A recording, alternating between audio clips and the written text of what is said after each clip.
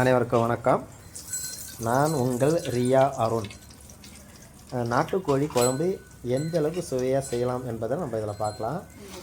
First எண்ணெய் ஊற்றிக்கிறோம். எண்ணெயை நல்லா காய விடணும்.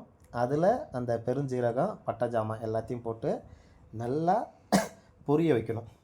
நல்லா அது பொரிஞ்சு வர வரைக்கும் வெயிட் பண்ணணும். அதன் பிறகு தனியாக பெல்லாரி, தக்காளி எல்லாம் நம்ம தனித்தனியாக நறுக்கி வச்சுருக்கோம். அதுலேருந்து பெல்லாரியை மட்டும் எடுத்து அந்த பொரிஞ்ச அந்த பட்டை சாமான் இருக்க அதோட பெல்லாரியை போட்டு நல்லா வதக்கணும். எந்த அளவுக்கு பெல்லாரியை அந்த பெருவெங்காயத்தை நம்ம வதக்குறோமோ அந்த அளவுக்கு குழம்பு சுவையாக இருக்கும். நல்லா வதக்கணும்.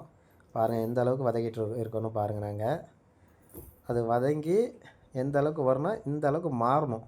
இந்த அளவுக்கு வெங்காயம் அந்த வதங்கினாதான் அதன் பிறகு தனியாக இஞ்சி, பூண்டு, சின்ன சீரகம், மிளகு இதெல்லாம் தனியாக பேஸ்ட்டாக அரைச்சி வச்சுருப்போம். அதையும் அந்த வதங்கின வெங்காயத்தோடு சேர்த்து அதையும் திரும்பியும் வதக்கணும்.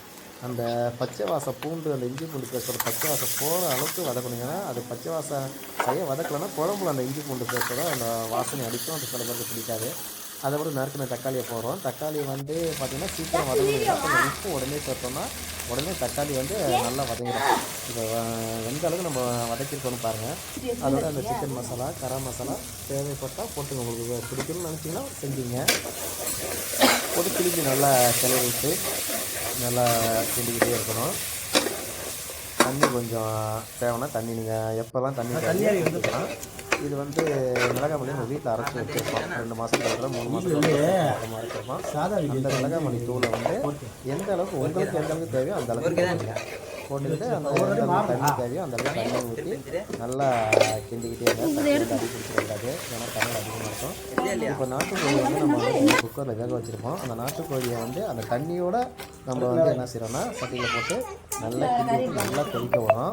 உங்களுக்கு தேவையான அளவு உப்பு போட்டுங்க.